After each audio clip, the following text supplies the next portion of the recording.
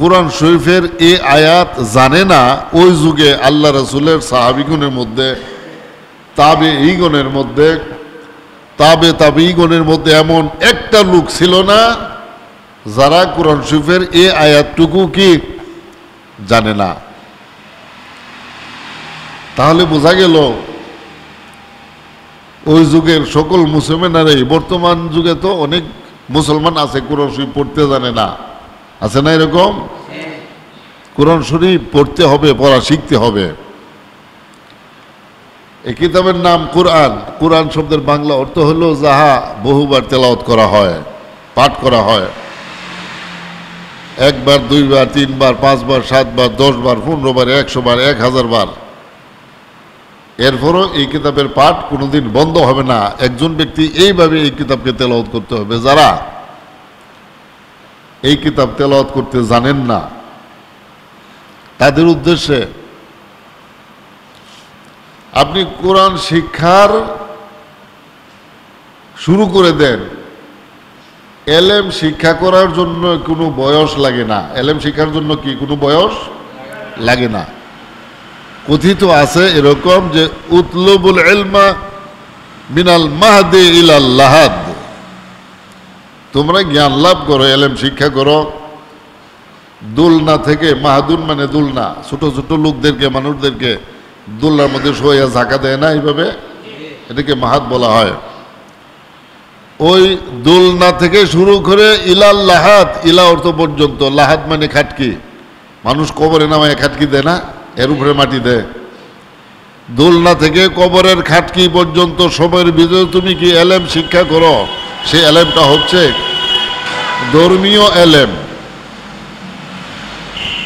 দুনিয়ার জীবন শেষ হওয়ার পরে আরেকটা জীবন যখন আমাদের শুরু হবে, ওই জীবনের শান্তির জন্য ধর্মীয় এলেমের শিক্ষা গ্রহণ করতে হবে দোলনা থেকে খাটকি পর্যন্ত সময়ের ভিতরে।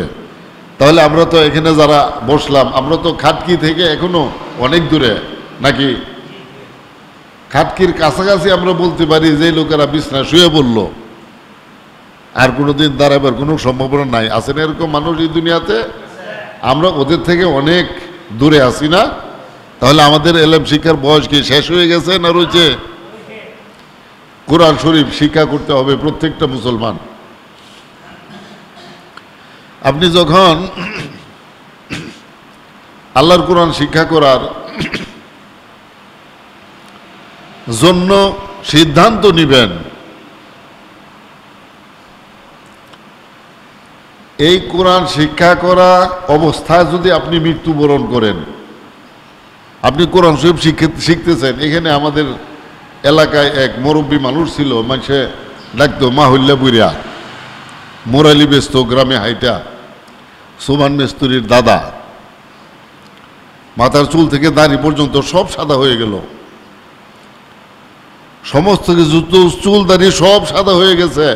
এরপরে আলে বেতেছে, এখান থেকে শুরু করে চুল দাড়ি সাদা হওয়ার পরে আমার বাপের পিছনে ঘুরে ঘুরে কোরআন শরীফ পড়া শিখছে।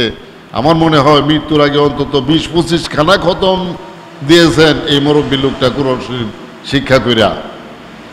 তাহলে বয়স লাগে না, যে কোনো বয়সে আপনি কোরআন শিক্ষার ছাত্র হইতে পারেন। ছাত্র অবস্থায় যদি আপনি মৃত্যুবরণ করেন, কিসের ছাত্র? ধর্মীয় ছাত্র, কোরআন হাদিসের ছাত্র, আপনাকে শহীদের মর্যাদা দান করা হবে। সুবহানাল্লাহ।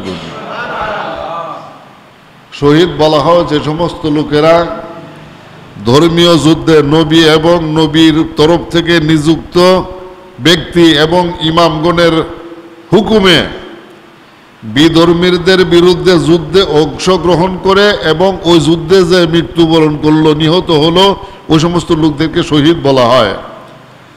আর শহীদগণ মুকাররাবিনের অন্তর্ভুক্ত।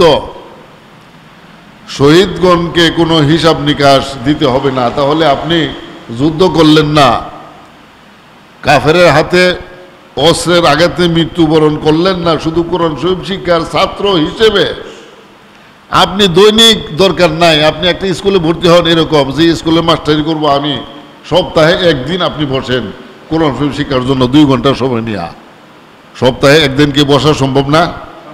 আপনার এই স্কুলের ক্লাস সপ্তাহে একদিন হবে, এই সপ্তাহের বাকি 6 দিনের ভিতর আপনি মৃত্যুবরণ করেন, শাহাদতের মর্যাদা পেয়ে যাবেন। আর কোরআন শরীফ শিক্ষা হয়ে গেল।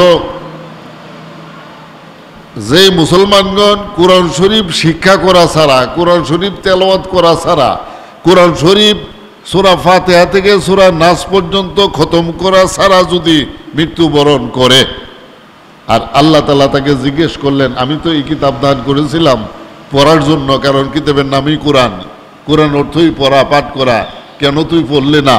এরপরে কি জবাব আছে আপনার বলেন? কোরআন শরীফ শিক্ষা করতে হবে প্রত্যেকটা মানুষ। এই কোরআন শরীফের মধ্যেই আল্লাহ রাব্বুল আলামিন বলে দিয়েছেন যে আমার নিকট আত্মীয়দেরকে তোমরা মহব্বত করবে, ভালোবাসবে, এটা আল্লাহর কালাম। আমরা দেখলাম শেষ পর্যন্ত এই দুনিয়ার মানুষের অবস্থা কি হলো। সাইয়েদনা উসমান জি নুরাইন রাদিয়াল্লাহু তাআলা আনহু, তিনি কি আমার হুজুর পাকের নিকট আত্মীয় না? কি কোন হযরত উসমান হুজুর পাকের 2 জন মেয়ে বিয়ে দিয়েছেন, তার কাছে দেন নাই? একজন মেয়ের ইন্তেকালের পরে তিনি আরেক মেয়ে বিয়ে দিলেন। ওই মেয়ে ইন্তেকাল করার পরে জানাজার নামাজ পড়ে আমার হুজুর পাক